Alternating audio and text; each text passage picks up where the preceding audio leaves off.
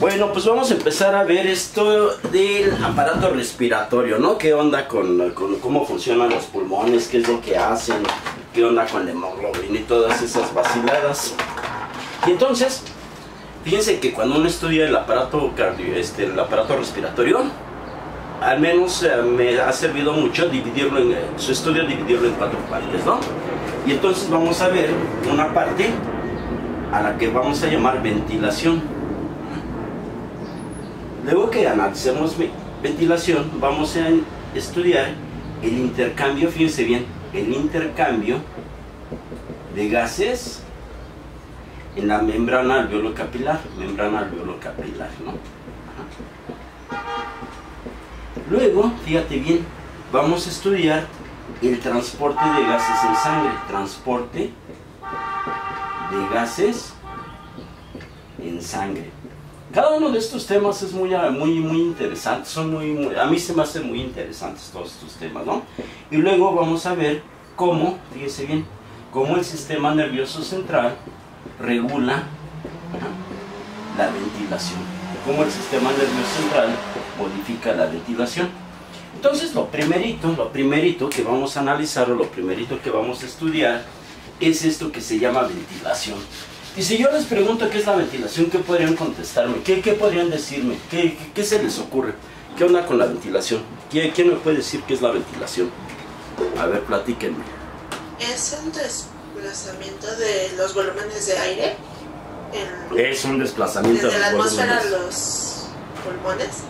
Ah, eso ya suena más padre, perfectamente bien. Ok, a ver, Michelle, ¿verdad? A ver, otra opinión aparte de la de Michelle. ¿Alguien que se le ocurra qué onda con la ventilación?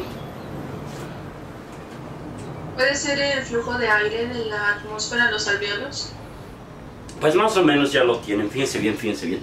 Entonces, cuando uno habla de ventilación, habla de la entrada y salida de aire de los pulmones hacia la atmósfera o de la atmósfera hacia los pulmones, como ustedes lo quieran ver, ¿no? Y entonces, ya que dijimos que es un intercambio de gases entre la atmósfera y los pulmones, lo primero que tendría que cuestionarme es ¿qué onda? ¿A qué le llamamos aire? ¿Qué es el aire, cabrón? ¿Qué es el aire? A ver, platíquenme. ¿A qué le llamamos aire? Pues al oxígeno, ¿no? A lo que respiramos. Al oxígeno, a lo que respiramos. Pues más o menos, compadre, pero yo creo que hay otra definición más padre, ¿no? ¿Cómo a qué le suena aire? ¿Qué es el aire? ¿Una mezcla de gases? Una mezcla de gases, perfectamente bien. Entonces, fíjate bien, en el planeta Tierra a la mezcla de gases le llamamos aire. Si les queda clara la idea. Entonces, antes de analizar cómo está compuesta o cuáles son los gases que más abundan en nuestra atmósfera, vamos a señalar unas generalidades de cómo se intercambian los gases. Y fíjense la siguiente sopa, lo primero que tenemos que plantear, ¿no? Fíjense la siguiente sopa. Esto que vamos a poner es un monito que vive a nivel del mar, Y esto que estamos pintando serían unos monitos que viven en lo que llamamos la Ciudad de México, en la famosa Ciudad de México. ¿Ah? Entonces, no necesitan ser sabios para darse cuenta de un detalle muy importante. ¿Ah? ¿Quién de estas personas tendrá mayor cantidad de aire arriba de su cabeza? ¿El que vive a nivel del mar o el que vive en la Ciudad de México? Obvio, eso obvio. Pero fíjense qué cosa más interesante. Los libros que ustedes están leyendo de fisiología hablan de una fisiología que corresponde casi al 95% de los habitantes de este planeta que viven a nivel del mar. La mayor parte de los humanos en este planeta viven a nivel del mar. Y un pequeño porcentaje, como nosotros, vivimos en la Ciudad de México, que está hasta 4 kilómetros, dependiendo la delegación, por arriba del nivel del mar. ¿Cómo la ves? ¿Ah? Y aunque tú no lo creas, cambia mucho la fisiología pulmonar cuando te pones a analizar el comportamiento de los gases en sangre en un individuo que vive en la Ciudad de México a uno que vive a nivel del mar. Pero nosotros entonces vamos a empezar por lo más básico y vamos a analizar la fisiología del individuo que vive a nivel del mar. ¿Sí está clara la idea? Ahora fíjense la siguiente sopa, lo que tengo que aprenderme. la fuerza de gravedad empuja el aire hacia nosotros, o sea, hacia el piso, aunque tú no lo creas. De hecho, la atmósfera, los gases que están en nuestra atmósfera, existen porque la fuerza de gravedad atrae a los gases y permite que se forme una capa en nuestro planeta de gases, el famoso, eso que llamamos aire. Y entonces, se ha analizado mucho esta situación, y cuando las personas leen de esto o estudian de esto, dicen que la presión atmosférica a nivel del mar equivale a 760 milímetros de mercurio. Es decir, que el peso de la columna de aire a nivel del mar tiene ejerce una presión de 760 milímetros de mercurio. Nada más para que se den cuenta qué diferente es la Ciudad de México. La presión atmosférica en la Ciudad de México es alrededor de 578 milímetros de mercurio. Si les queda clara la idea. Luego vamos a ver qué tranza, ¿no? Cómo se modifican estos parámetros en los individuos que viven en la Ciudad de México. Pero fíjense bien, ahora fíjense bien lo que vamos a pintar. Imagínate que esta es la banqueta de tu casa. Esta es la banqueta de tu casa, y aquí vamos a poner un circulito y aquí vamos a poner un circulote. Entonces fíjate la siguiente cuestión. Esto es muy interesante. Imagínate ahora que tienes este cilindrito, y este cilindrito equivale a la columna de aire que está apachurrando esta parte del piso. ¿Sí me siguen? Esta es la columna de aire. Ajá. Y ahora tienes un círculo mucho más grandote, y obviamente la columna de aire es mucho más ancha. Si agarran la onda, es mucho más ancha la columna de aire. Ajá. Entonces obviamente, fíjate bien, tú dices, bueno, la columna de aire es mucho mayor en donde está el circulote grandote que en el circulito chiquito, efectivamente. Pero fíjate bien, la presión que ejerce esta columna de aire es idéntica a la presión que ejerce esta columna de aire delgada. Porque tú te acuerdas que la presión, como se define en física, es la fuerza ejercida sobre un área. Entonces, aquí tienes mucha fuerza porque pesa mucho el aire, porque está más grandota la columna. Y aquí tienes menos aire, pesa menos porque la columna es más chiquita, ejerce menos fuerza. ¿Sí les queda clara la idea? Sin embargo, a la hora que haces los análisis, fíjate bien, aquí el área es muy grandota y la columna es muy grandota. Y aquí la presión es exactamente igual que esta, porque a pesar de que tú tengas una columna muy chiquita, el área es muy pequeña. Dicho de otra manera, donde tú estés parado a nivel del mar, siempre el aire va a pesar o va a ejercer una presión arriba de tu cabeza de 760 milímetros de mercurio. ¿Sí está clara la idea? ¿Sí me siguen? Órale, pues perfectamente bien. Ahora fíjense nada más, a esta presión de 760 milímetros de mercurio, que es la presión que ejerce el aire, que está arriba de nosotros, pero a nivel del mar, a esta presión de 760 milímetros de mercurio, vamos a considerarla como el equivalente a una atmósfera. ¿Sí me siguen? ¿Sí está clara la idea? ¿Sí entienden eso? Hasta ahí tienen preguntas, dudas, traumas. Está claro todo esto, ¿no? Todo esto es cool. Ajá. Voy a borrar entonces toda esta marinola, y ahora fíjense en la siguiente sopa. Nada más para que se den cuenta de cómo se le puede dar, ¿cómo se dice? Sabor al caldo. ¿Alguien de ustedes sabe de cuánto es la presión atmosférica en Marte? La presión atmosférica en Marte es de 0.007 atmósferas. O sea, 142 veces menos pesado el aire, la mezcla de gases en Marte que en el planeta Tierra. Pero en Venus la presión atmosférica es de 90 atmósferas. Yo no sabía esto, vi hace poco una foto en el Facebook que tomó una sonda rusa que se llamaba Venera, que aterrizó en la superficie de Venus en 1966. Los rusos ya mandaban sondas a Venus, pero esa nave, cuando aterrizó en Venus, duró muy poco porque, ¿qué crees? La presión atmosférica es tan tremenda en Venus que haz de cuenta que como cuando tú pisas una Coca-Cola, una lata de Coca-Cola vacía y la apachurras, así la atmósfera apachurró a las naves que mandaban los rusos. Un hombre, nosotros no podríamos llegar a la superficie de Venus, ya olvídense de la temperatura, sino porque moriríamos aplastados por el aire que está arriba bueno, el aire atmosférico de Venus. ¿Cómo la ven? Interesante, ¿no? Bueno, pero ya no les platico más de esto. Entonces acuérdense que 760 milímetros de mercurio es equivalente a una atmósfera. ¿Sí está clara la idea? Ahora fíjense bien. Entonces vamos a analizar un detalle y vamos a ver esta onda, ¿no? ¿Se acuerdan de los pulmones? Sí saben que tenemos pulmones, ¿no? Entonces fíjense bien. Órale, pues vamos a pintar un pulmón de este lado y vamos a pintar otro pulmón de este lado. Ahí tenemos los dos pulmones. Entonces, como el corazón vive dentro de, literalmente es como una cuevita el pulmón izquierdo. El pulmón izquierdo es más chiquito o tiene menos capacidad de volumen que el pulmón derecho. Y todos los pulmones, los dos pulmones, tienen una cisura que se llama cisura oblicua. ¿Sí se acuerdan de eso? Y el pulmón derecho, como es más grandote, tiene una tercera cisura que se llama, una segunda cisura que se llama cisura horizontal. ¿Sí está clara la idea? Ahora fíjense la siguiente cuestión. Tenemos un tubo que mete aire a los pulmones que se llama tráquea, la famosa tráquea. Y esa tráquea, fíjate bien, se va a dividir en un bronquio derecho y en un bronquio izquierdo. ¿Sí les queda clara la idea? Entonces ahí tenemos los bronquios. Las personas que han estudiado mucho esto dicen que la tráquea sería la bifurcación cero, ¿no? La bifurcación cero.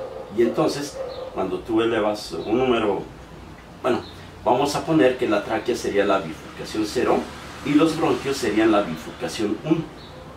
Sí, así le ponen. Ahorita les vamos a decir por qué es el 0 y el 1. Y entonces, ahí antes de seguir platicando de esto, hay un detalle que ustedes deben tener en la cabeza. Unas cosas son los bronquios y otras cosas son los bronquiolos.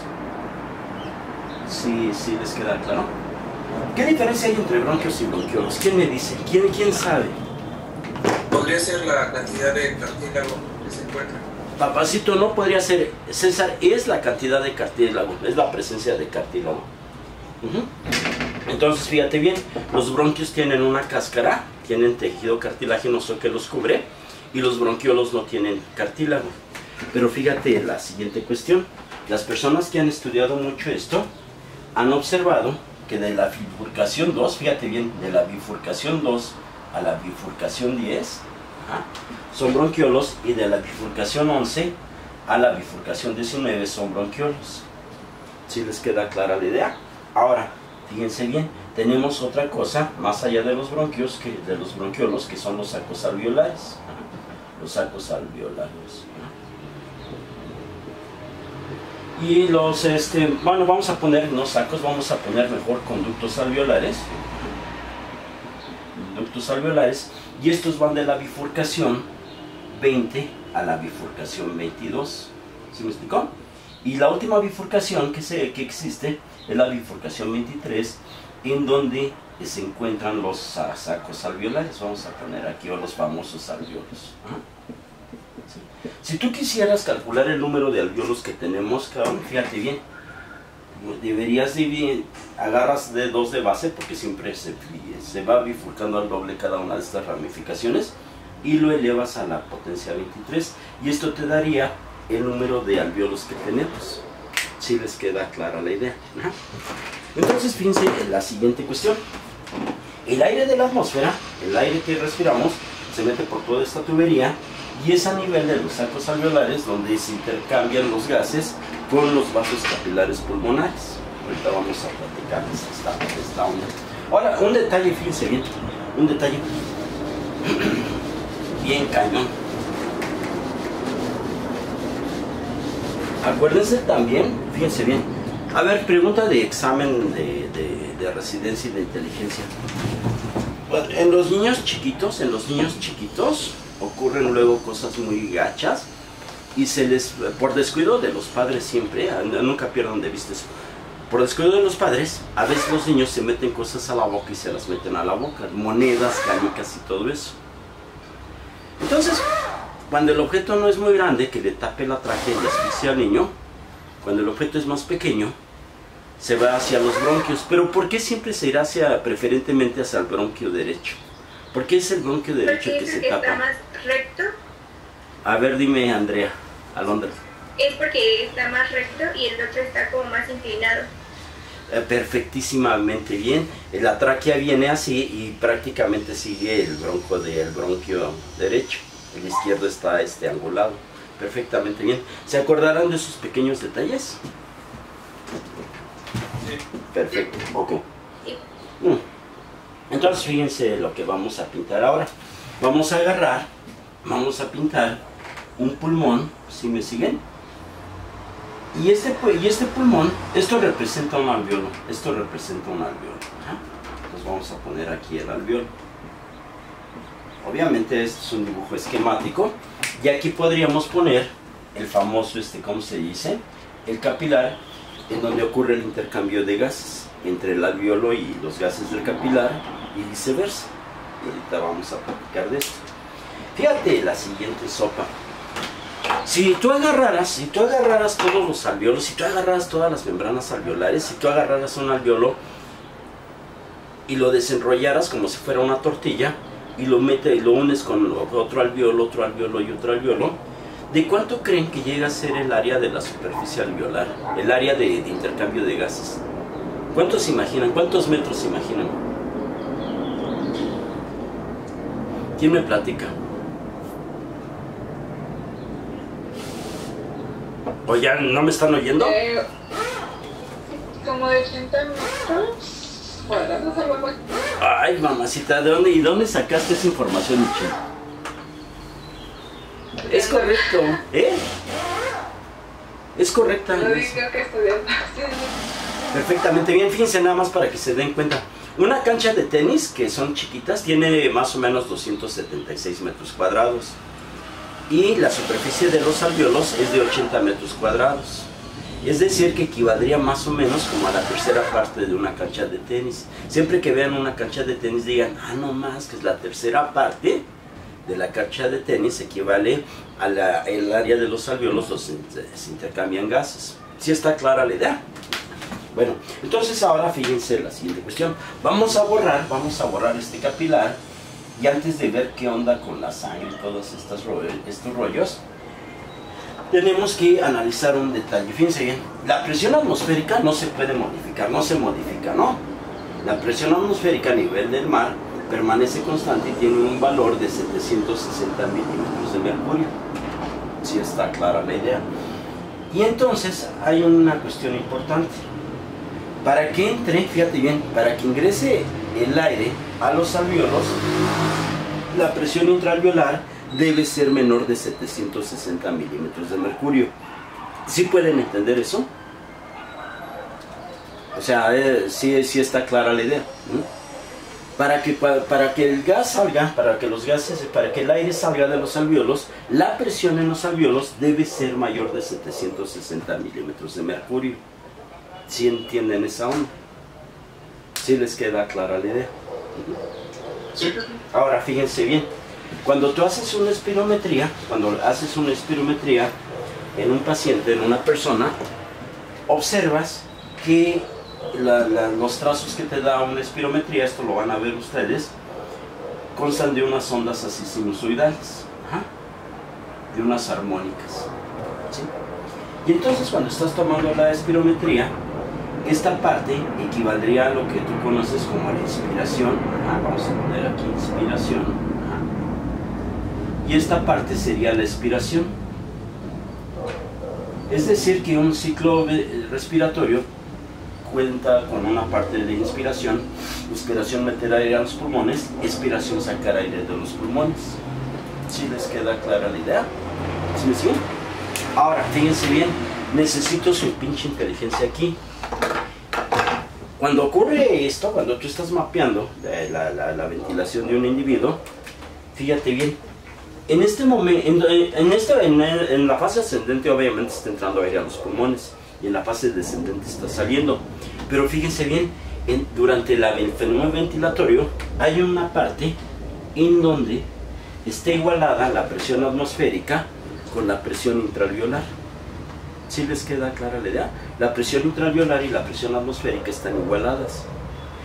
Y cuando acaba la inspiración, hay un segundo punto en donde la presión atmosférica se iguala con la presión intraalveolar. ¿Sí les queda clara la idea? ¿Sí entienden eso? Sí, le agarran la onda. ¿Sí? Ok, perfectamente bien. ¿Sí lo están viendo ustedes? Sí, ¿verdad? Sí, se ve bien. Ok, espérenme, porque esta madre... Es que necesitaríamos meter la computadora más para atrás, pero... Ok, entonces está entendido todo eso. ¿Ah? Ahora fíjense la siguiente sopa. La pregunta es... ¿Qué es lo que hacen los pulmones o por qué los alvéolos pueden disminuir su presión, hacerla menor que la atmosférica para que ingrese aire? Y cómo los alvéolos pueden hacer que su presión intraalveolar se incremente y saque el aire. ¿Qué onda? ¿Quién me puede decir algo al respecto?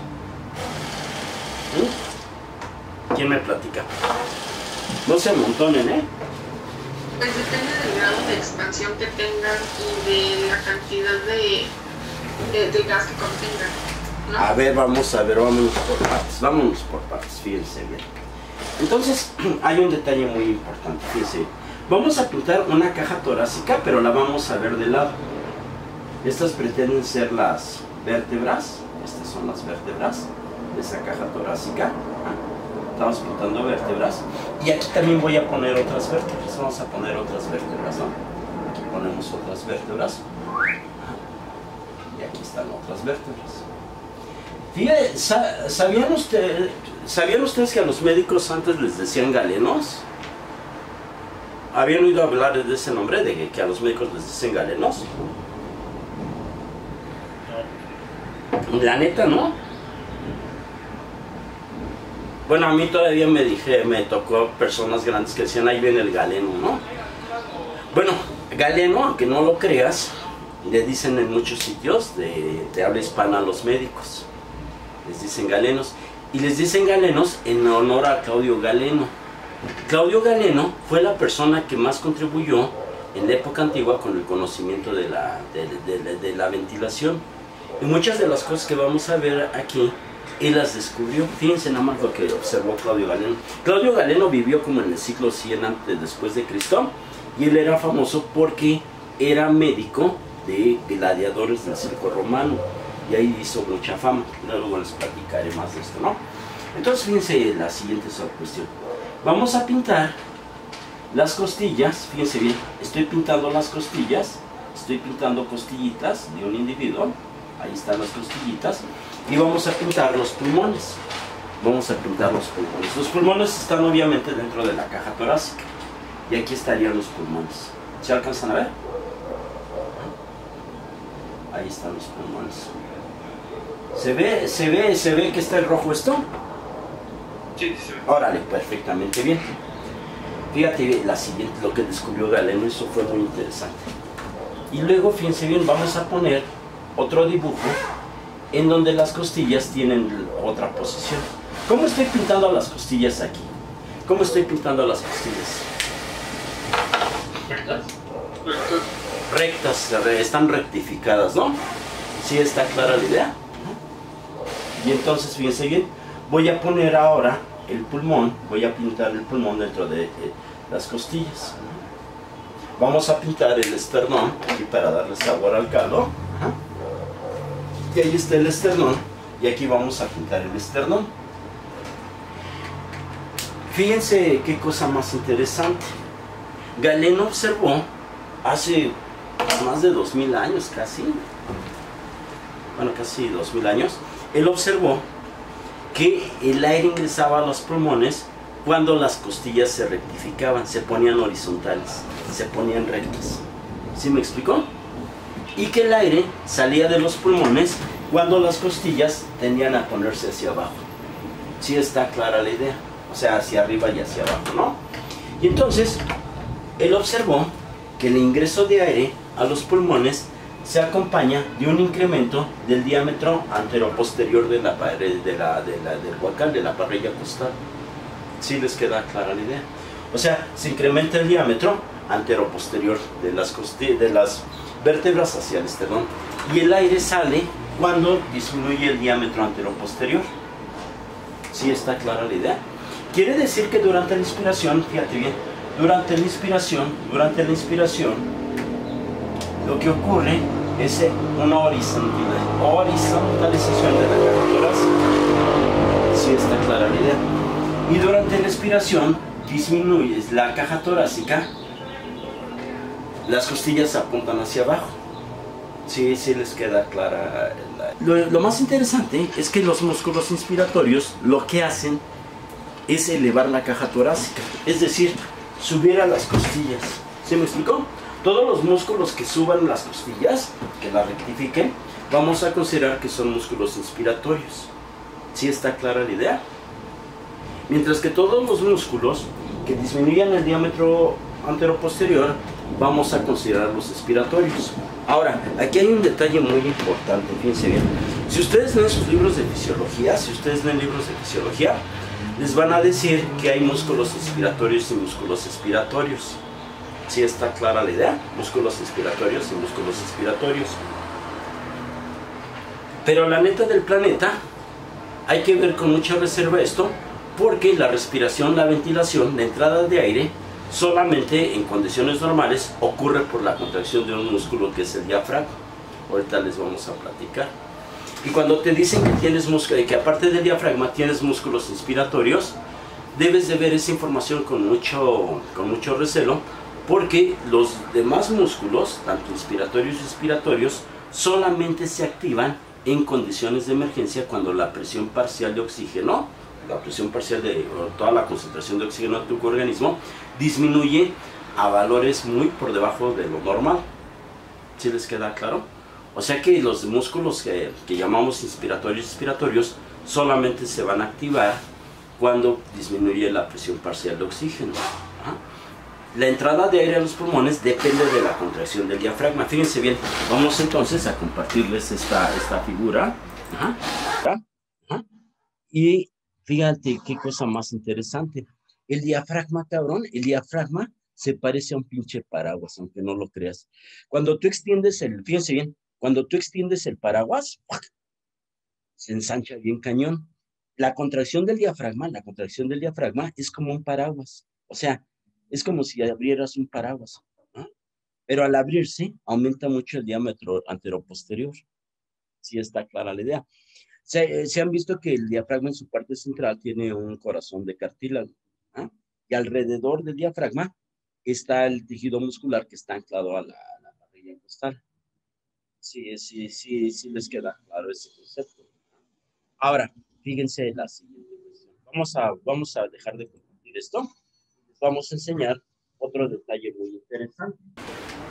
Esto que estoy pintando pretende ser la parrilla costal, las costillas, donde está el huacal, ¿no? Y adentro de esto están los pulmones. Adentro de esta estructura están los pulmones. Esto que estoy pintando en azul serían los pulmones. Ahora fíjense en la siguiente cuestión. Entre la pared interna de la parrilla costal y los pulmones se encuentran unas serosas que se llaman las pleuras. ¿Se acuerdan ustedes de eso? ¿De las famosas pleuras? ¿Ah? Si yo expando la caja torácica, es decir, si yo aumento el diámetro anteroposterior de la caja torácica, los pulmones también se distienden. O sea, si aumenta si la caja torácica hace esto, los pulmones también se distienden. ¿Sí está clara la idea? Si la caja torácica disminuye su diámetro anteroposterior, los pulmones disminuyen su volumen. ¿Sí pueden entender eso? Pero la tranza, ustedes acaban de llevar un curso de anatomía, nadie de su generación reprobó anatomía. Díganme cómo se llaman los ligamentos que unen la pared interna de la caja torácica con los pulmones. ¿Cómo se llaman esos ligamentos? ¿Quién me platica? Una caguama que me diga, cabrón. No hay. ¿Quién dijo eso? Yo, Carla. Carlita, perfectamente bien. No hay ligamentos, no hay ligamentos. Entonces, si no hay ligamentos, como madre, si no está pegado con nada directamente la parte interna de la caja torácica, ¿cómo es posible que cuando la caja torácica se distienda, también se distiendan los pulmones? ¿Quién me platica de eso? Por las pleuras y el líquido pleural. ¿Qué tiene que ver eso, Carlita? A ver, platícame. Pues ejercen cierta tensión como de adherencia para que los pulmones estén en contacto con la pared torácica y para que no, bueno, más bien como que la fuerza empuja para que estén juntas las estructuras, no sé si me explico.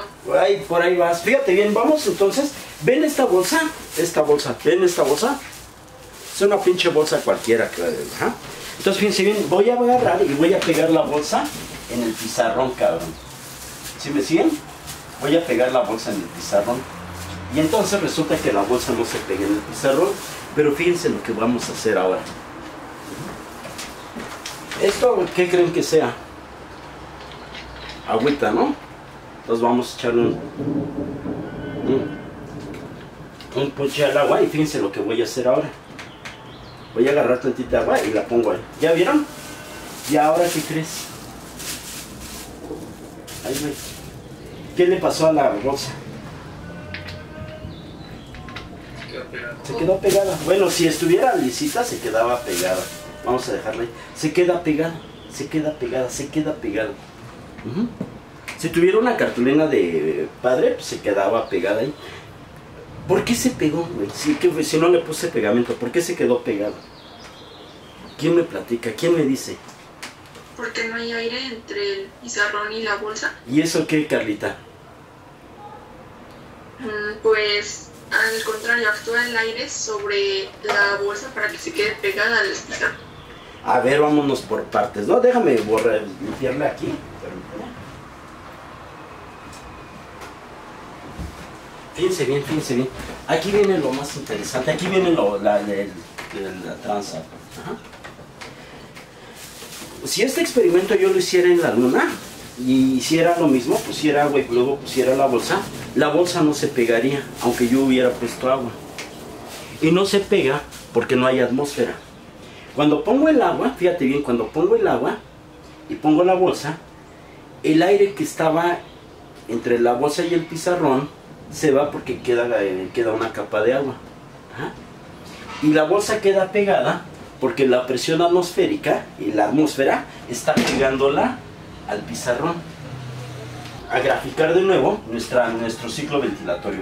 Vamos a borrar esta marinola. Fíjense. Vamos a quitar esto. Y lo que vamos a hacer es esta situación, ¿no? Ahí está la ventilación. Entonces fíjate este detalle, ¿no? En este momento empieza el ciclo respiratorio. En este momento va a empezar el fenómeno ventilatorio, el ciclo respiratorio. Déjenme quitar ahorita lo sé. Bueno, fíjense bien. Si se hiciera un consenso y todas las vísceras que tenemos participaran y opinaran sobre si les gusta su trabajo y si están a gusto trabajando, ¿eh? ¿Sabes quién siempre protestaría bien cabrón? Los pulmones. Los pulmones son las vísceras que son las que están sufriendo más gacho en nuestro organismo. Esto pretenden ser las pleuras, ¿no? En morado, y estos son los pulmones. Entonces, los pulmones, en el momento que empieza la inspiración, los pulmones están estirados. Es como si tienes un güey de este lado y otro güey de este lado y te están jalando, cabrón. ¿Sí me agarras, no da? Uno jalándote un brazo y otro. Pero fíjate bien, en el momento que empieza la inspiración, que se contrae el diafragma, se incrementa el diámetro de la caja torácica y la presión negativa intrapleural va a jalar también a los pulmones. ¿Sí les queda clara la idea? Quiere decir que durante la inspiración, ¿qué crees que les pasa a los pulmones todavía más? ¿Qué creen que les pasa? Se estiran todavía más. ¿Se agarran onda? Se están estirando todavía más. En el momento en donde no está entrando ni saliendo aire, donde la presión intraalveolar es la misma que la presión atmosférica, en este momento correspondería este punto a la situación en A. Los pulmones ya están estirados. Pero cuando aumenta la inspiración, la presión intrapleural jala todavía más a los pulmones y los estira más. En este momento acaba la inspiración y los pulmones están bien estiradísimos. Pero ¿qué crees? En este momento el diafragma se contrae, el diafragma se relaja, el diafragma se ha relajado. Y en ese punto, como los pulmones estaban súper estirados, como ya no está jalando más como el diafragma ya no se está contrayendo, ahora las fibras elásticas del pulmón, ¿qué crees que haces? ¿Qué hacen? Apachorran al pulmón y lo vuelven a poner a su posición original. Es decir, la salida de aire, o lo que tú conoces como expiración, es un fenómeno pasivo que depende de las fibras elásticas pulmonares.